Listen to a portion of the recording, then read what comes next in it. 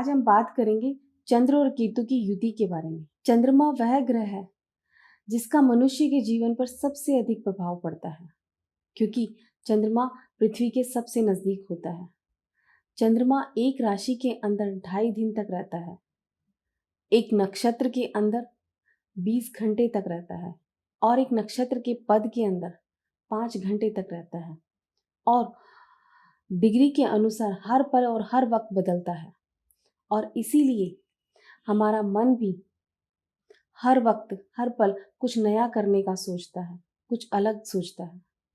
लेकिन जब इसी चंद्रमा के साथ केतु जुड़ जाता है तो इसे चंद्र ग्रहण कहा जाता है।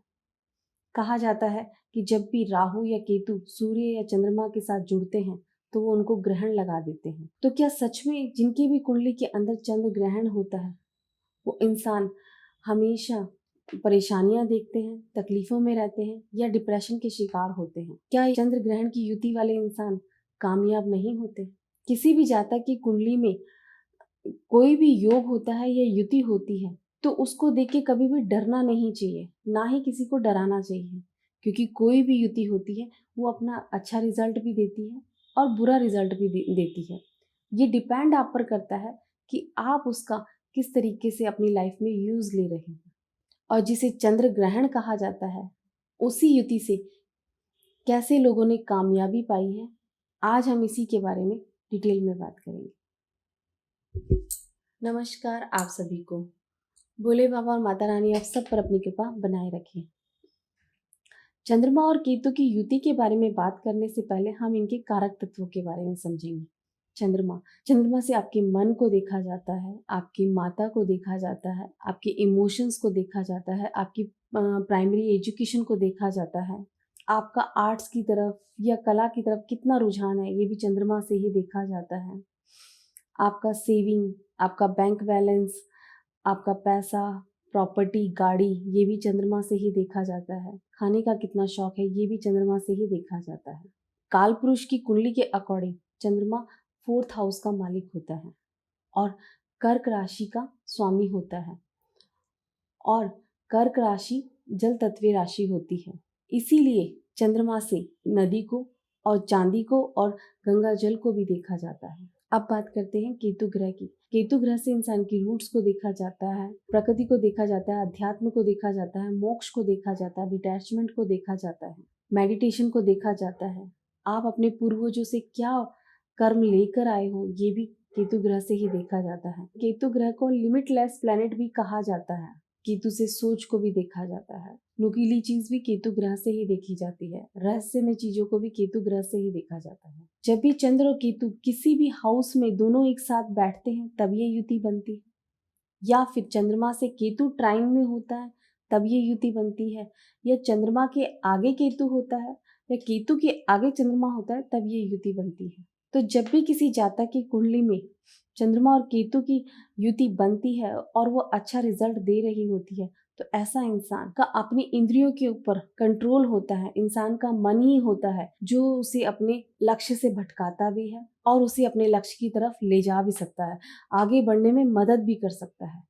वो चंद्रमा ही होता है। तो ऐसा इंसान अपनी इंद्रियों पे कंट्रोल करना जानता है। ऐसे इंसान की प्राइमरी एजुकेशन में कोई दिक्कत नहीं आती है, उसे पढ़ाई करने में भी कोई प्रॉब्लम नहीं आती। इनफैक्ट अगर उसका बृहस्पति और सूर्य भी अच्छा है तो ऐसा इंसान हायर एजुकेशन भी आसानी से ले लेता है। ऐसे इंसान की माता आध्यात्मिक होती है या स्पिरिचुअल होती है या दान धर्म करने वाली होती है। ऐसे व्यक्ति की अपनी माता के साथ रिलेशंस बहुत अच्छे होते हैं। ऐसा इंसान बहुत अच्छा मोटिवेशनल गुरु बन सकता है, बहुत अच्छा जादूगर बन सकता है, क्योंकि रहस्यमय चीजें केतु ग्रह से ही देखी जाती हैं। ऐसा इंसान रहस्यमय या फिर हॉरर फिल्म्स का राइटर भी होता है। ऐसा इंसान बहुत अच्छा आध्यात्मिक गुरु भी बन सकता है, क्योंकि ऐसे इंसान की इंट्यूशन पावर बहुत स्ट्रांग होती है। वो अच्छा साइकेट्रिस्ट भी बन सकता है। अब बात करते हैं कि जिनकी कुंडली के अंदर ये योग है और उन्होंने अपना नाम बनाया।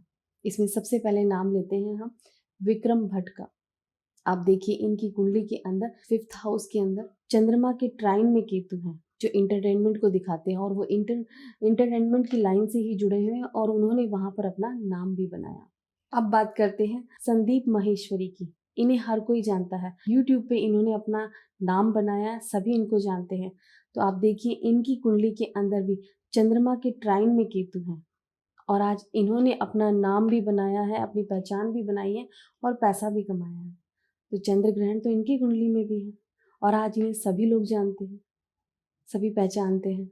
अब आप देखिए कि यही युति स्टीफन किंग की कुंडली में 5th हाउस के अंदर बन रही है और उन्होंने अपना नाम हॉरर किताबों को लिखकर बनाया है और दुनिया में बहुत बड़ा नाम बनाया है। स्टीफन किंग का केतु इतना ज़्यादा प्रोमिनेंट है कि उनकी कहानियों में अगर आप देखोगे तो उनके अकॉर्डिंग दुनिया बनाई ही कछुए ने है और उसका विलन एक मकड़ी को दिखाया गया है और ये दोनों ही चीज़ें किससे देखी जाती है?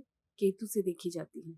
तो आप देखिए कि ग्रह कितना ज़्यादा काम करते हैं। तो आप देखिए कि चंद्रमा और केतु की युति के लिए जिसे चंद्र ग्रहण बताया जाता है या लोग इसको देख के डर जाते हैं या डरा दिया जाता है, तो क्या सच में ये युति सिर्फ नेगेटिव रिजल्ट ही देती है? ऐसा नहीं होता। किसी भी युति को देखकर डरिए मत और डराइए मत किसी को भी, क्योंकि हर युति अपना अच्छा रिजल्ट भी देती है। सिर्फ आपको सही डायरेक्शन मिलने की जरूरत होती है। अगर सही डायरेक्शन मिलता है तो हर इंसान नाम बनाता है, क्योंकि कुदरत ने और ईश्वर ने जिसे भेजा है वो नाम बनाने के लिए और कर्म करने के लिए ही भेजा है। अगर यही युति जब भी किसी जातक की कुंडली में अच्छा रिजल्ट नहीं दे रही होती है तो ऐसे इंसान की लाइफ में जरूर तकलीफें आती हैं, उसे बहुत कुछ फेस करना पड़ता है और इसी वजह से वो कहीं ना कहीं मानसिक तनाव से भी गिर जाता है, क्योंकि वो छोटी छोटी बातों को दिल से लगा लेता है और इसी वजह से वो डिप्रेशन का शिकार हो जाता है। ऐसे इंसान के मन में फोबिया होता है कि कहीं कोई उसे नुकसान ना पहुंचा दे, कहीं कोई उसे चीट तो नहीं कर रहा है या कहीं कोई उसका पीछा तो नहीं कर रहा। ऐसे इंसान की या तो माता होती ही नहीं है, अगर माँ होती भी है तो उसके साथ रिलेशंस अच्छे नहीं होते, रिश्तों में दूरियां बनी रहती हैं। इसी के साथ साथ ऐसे जातक की माता बीमार बहुत रहती है या टेंशन में बहुत रहती है। ऐसे बच्चे को प्राइमरी एजुकेशन में भी दिक्कत आती है। इनफैक्ट अगर वो पढ़ने बैठता भी है तो उसका माइंड डाइवर्ट होने लगता है, वो मन नहीं लगा पाता, वो ध्यान नहीं लगा पाता है। जब भी ये युति किसी जातक की कुंडली में होती है तो ऐसे इंसान को प्रॉपर्टी से रिलेटेड या पैसों से रिलेटेड प्रॉब्लम फेस करनी ही पड़ती है। ऐसा इंसान अपनी मैरिड लाइफ में भी खुश नहीं रहता, वो अपनी काल्पनिक दुनिया के अंदर ही सपने बुनता रहता है, वो अपने पास्ट को और फ्यूचर के अंदर ही फंसा रहता है। लेकिन जो प्रेजेंट में उससे गलतियां हो रही हैं या उसके साथ जो गलत हो रहा है उस पर उसका ध्यान ही नहीं जाता, वो अपने चारों तरफ एक भ्रम बना लेता है और इसी वजह से ऐसे इंसान मानसिक बीमारी के शिकार भी हो जाते हैं।